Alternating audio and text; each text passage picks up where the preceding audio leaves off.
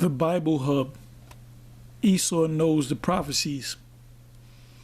Anyway, I'm going to try to make this quick, giving all praise to Yahweh B'Shem Yahushua B'Shem Rakakwadash. I'm back in the commentary section of the Bible Hub, and I put in a couple of verses and chapters and verses, and I stumbled upon Daniel 7 verse 7.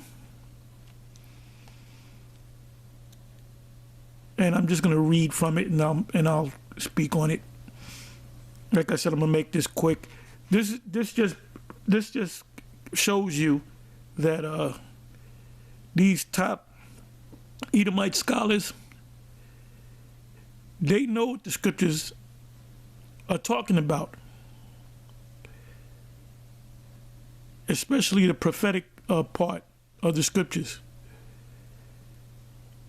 Now, if you go to into all the prophecies, they're not going to mention Babylon being America. There's a few Edomites out there that are into the scriptures, whether they're pastors or scholars, that will say, "Yep, Babylon the Great is America. Would have to be America." Perfect example is there's a guy by the name of Forrest. I did a couple of videos on him. He has a book, and he breaks down in the book that Babylon has to definitely be America. Another individual that comes to mind is Stan Johnson of the Prophecy Club, and he comes out, and there's video, you can look him up, and there's videos where he just says Babylon the Great is America. So he knows that this place is going to be destroyed pursuant to Isaiah 34, Revelation the 18th chapter, many other chapters. But he gathered together a prayer team to pray around the clock to the Most High, that the Most High have mercy on America. Well, how can the Most High have mercy on America? Yahweh B'Shem Yahushua have mercy on America when it's in the prophecies. That would make him not God, so to speak. I hate even using that word God. That would make him not the Most High, because he made prophecies, something that will come to pass. And there's nothing in the scriptures that says if the people of Babylon do this or do that, they can be saved, like Nineveh. Okay, Nineveh went on a fast, and the Most High spared Nineveh, but ultimately, when you read into the history, ultimately they went off again, and the Most High destroyed them. But so there's no scripture that says if the people of Babylon turn to the Lord or go on a national fast, which that's not going to happen any goddamn way. When you go back to Nineveh, it said everybody in Nineveh, including the animals, they fasted. Anyway, let me go ahead and read this. Daniel 7 verse 7, behold, a fourth beast. This fourth beast can be no other than the Roman Empire. Now we know that there's a new Roman Empire. There's another Roman Empire whose deadly wound was healed. That has to be America, the EU, and NATO. And they're not going to tell you that. Which answers this emphatical, description better than any of the former kingdoms. Dreadful and terrible and strong exceedingly, and therefore compared to iron. Well, the swords, the armor that they used was iron. Their war machine was based upon iron, the metal iron. Daniel 2 verse 40, which says, "In the fourth beast, shall be strong as iron, for as much as iron breaks in pieces and subdues all things, and as iron that breaks all these, shall it break in pieces and bruise." And that was the choice of metal that the Roman Empire, the Roman military, the legions used. It said it devoured and break in pieces. That's your provinces. It spread its arms and its terror to a much greater extent than any of the preceding powers. Right, that was the biggest known empire to man at that time, because it took over that whole region. It says, entirely subdued all the remains of the former kingdoms. So what were the kingdoms before that? The Greeks, the Babylonians, the Medo-Persians, and all the nations that had been subject to them. It reduced Macedon into a Roman province about, that's where Philip of Macedonia came out, and that's spoken about in the Apocrypha in the book of Maccabees, First Maccabees to be exact. 168 years, the kingdom of Pergamos, about 130 years, Syria about 60 years, and Egypt about 30 years before the Messiah. So this is before the Messiah came on the scene. This is how vast the ancient pagan Roman Empire was. It says in 65 years, I read that already, and besides the remains of the Macedonian Empire, it subdued many other provinces and kingdoms so that it might, by a very usual figure, be said to subdue the whole earth. And that's in, because I did put it down. Okay, here it is right here. That's backed up by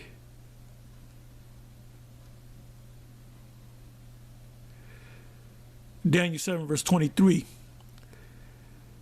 Thus he said, the fourth beast shall be the fourth kingdom upon the earth, which shall be diverse from all kingdoms, and shall devour the whole earth. It didn't devour the whole earth because they never came to the other side of the world, but the whole known earth, and shall tread it down and break it in pieces. So it says here, and devour the whole earth, to tread it down and break it in pieces. I just read that. And become in a manner what the Roman writers delighted to call it, the empire of the whole world. Yeah, because that was a Roman world. The words of Dionysius Helicarnassus are very opposite to this subject.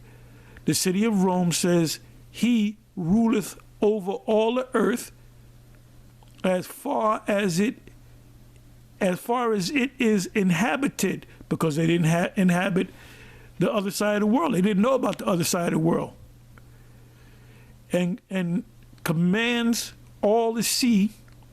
Not only that, because Rome was known for their navy as well, that within the palace of Hercules, but also, which he was a Jake, but also the ocean, or the pillars of Hercules, as far as it is navigable, having first and alone of all the celebrated kingdoms, made the east and west the bounds of its empire, and its domain have continued longer than that of any other city or kingdom. Let me read a little bit more. And it was diverse from all the beasts that were before it. This is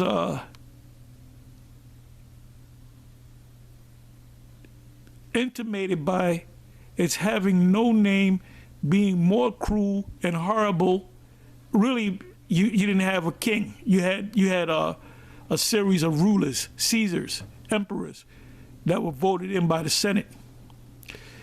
The ancient kingdoms, the man that was king, his son became the king after, his oldest son became the king after him. So that's the difference. It says, being being more cruel and horrible than any sort of beast whatever. And the Roman power was so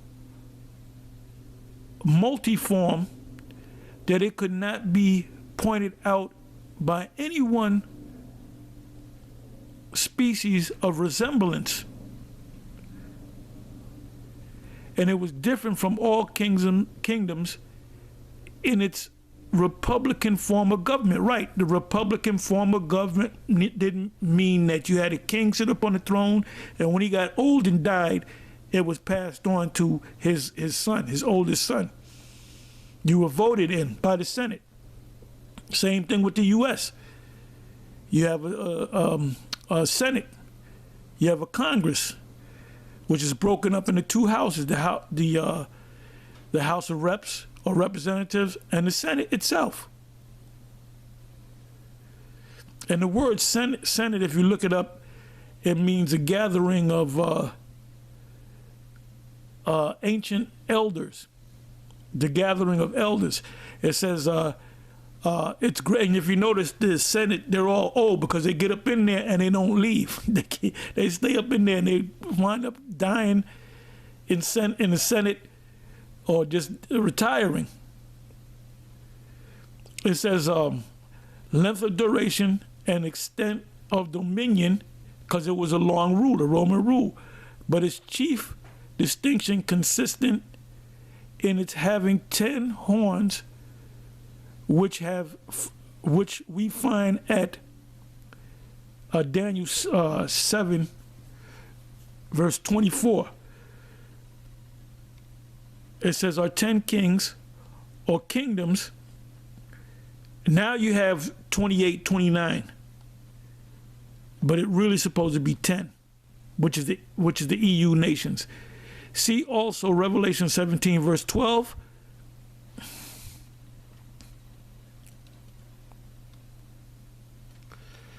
Bear with me for a minute.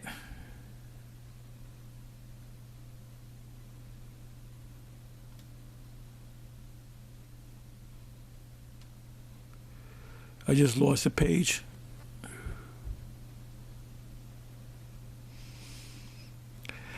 It said in these, I'm reading from Revelation 17, verse 12, and these answer to the 10 toes of the image. Daniel 2, verse 42, which we're living in the time. And now that's why I always come back to this.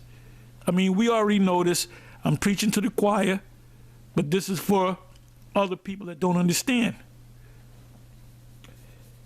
I mean, I can easily go into the scriptures and just say that's Rome and that's Greece and that's the Medo-Persian Empire, but you have these Christian Bible scholars actually saying the same things that we've been saying. So if they're saying that the Roman Empire is in Daniel the 7th chapter, as you read the 8th verse, the 9th verse, the 10th verse, the rest of the chapter, what is that talking about? Does it have anything to do with America? What does Revelation the 13th chapter mean? So they would have to, if they're saying this is the Roman Empire, they will have to say that the new Roman Empire is America. Really, America, NATO, and the EU. It says, in these answer to the 10 toes of the image. Now the toes are breaking up, the feet of it are breaking up, and the first nation of the EU nation is the UK, and they had that in the workings for a number of years. I don't know, 3, 4, 5 years, about breaking off, and they finally broke off. But they're still, Great Britain or England is still a part of the NATO, so they're still a part of that same beast. It says the empire continued in its strength, filled the region of Theodosius the Great, and soon after the partition happened, and the broken form remained, for the 10 kingdoms were to be no more united till the Ancient of Days should come. Well, the Ancient of Days is getting ready to come, so the ten horns will still have to be here. So that would mean the Roman Empire would have to be there. This is the second leg of the Roman Empire. Like I said, I'm preaching to the choir. For the ones of you that been in this in GMS for X amount of years, you know this.